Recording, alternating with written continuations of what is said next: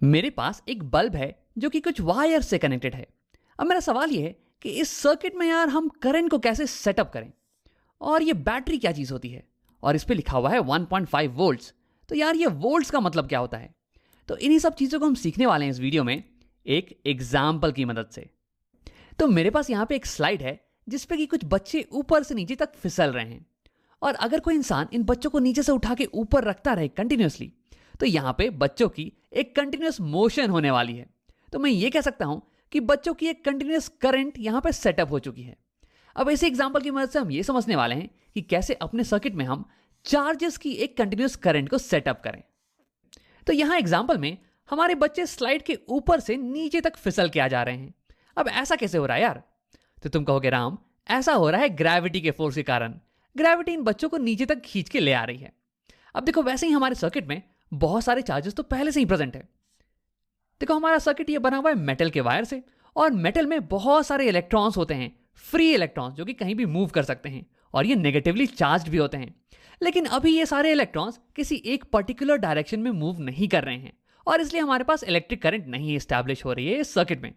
ऐसा करने के लिए हमें इन सारे इलेक्ट्रॉन्स को एक डायरेक्शन में पुश करना पड़ेगा, तभी तो जाके हमें इलेक्ट्रिक करंट मिलेगी।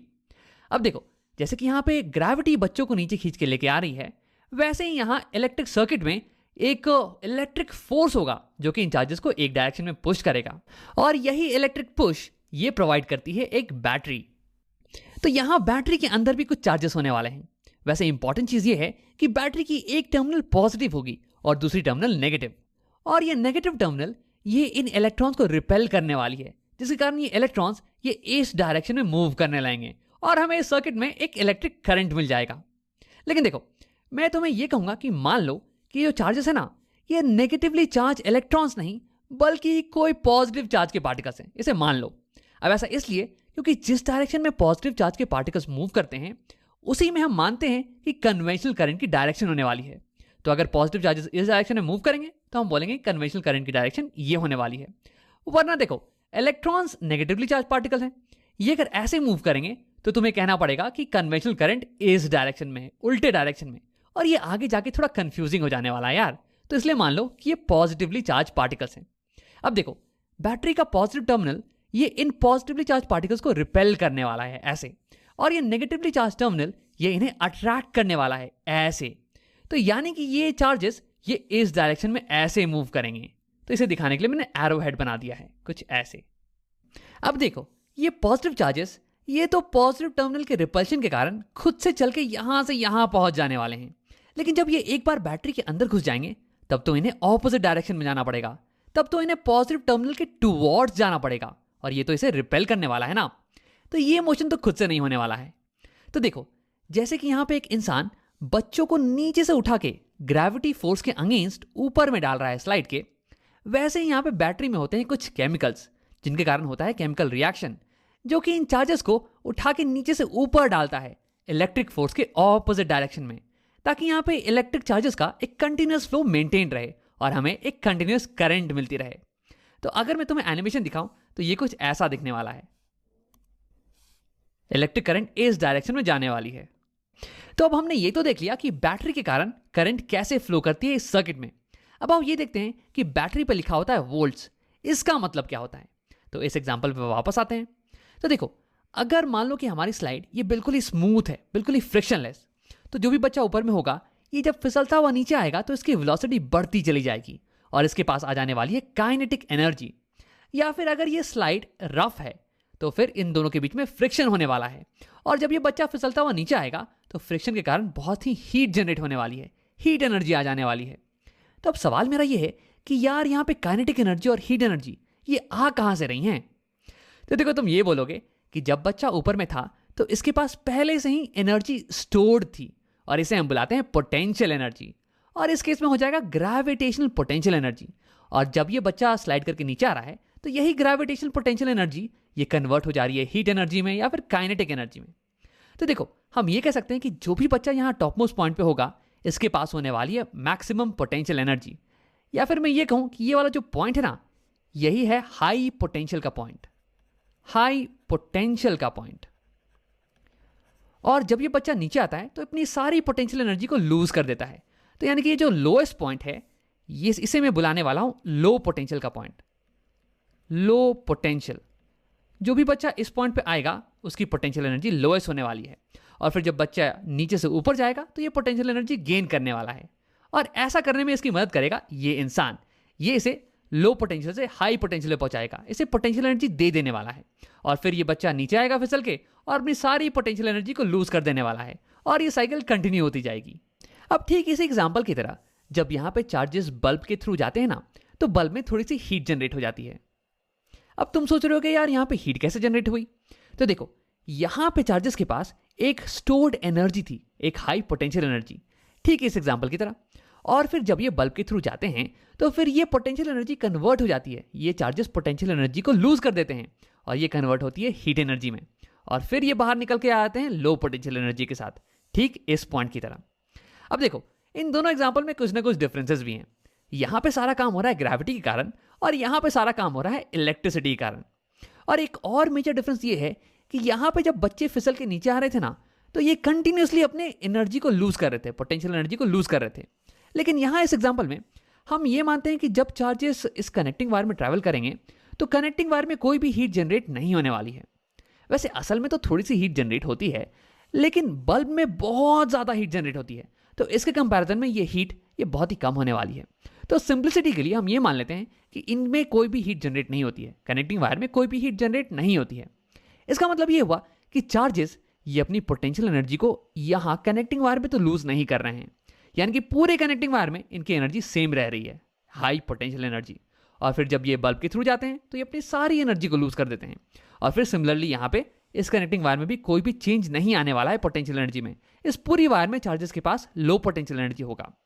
तो यानी कि मैं कह सकता हूं कि वायर का ये वाला सेक्शन ये हाई पोटेंशियल पे है, यानी कि चार्जेस ये इस वायर में कहीं पे भी हों तो उनकी पोटेंशियल एनर्जी सेम रहेगी और उनकी पोटेंशियल एनर्जी हाई रहने वाली है।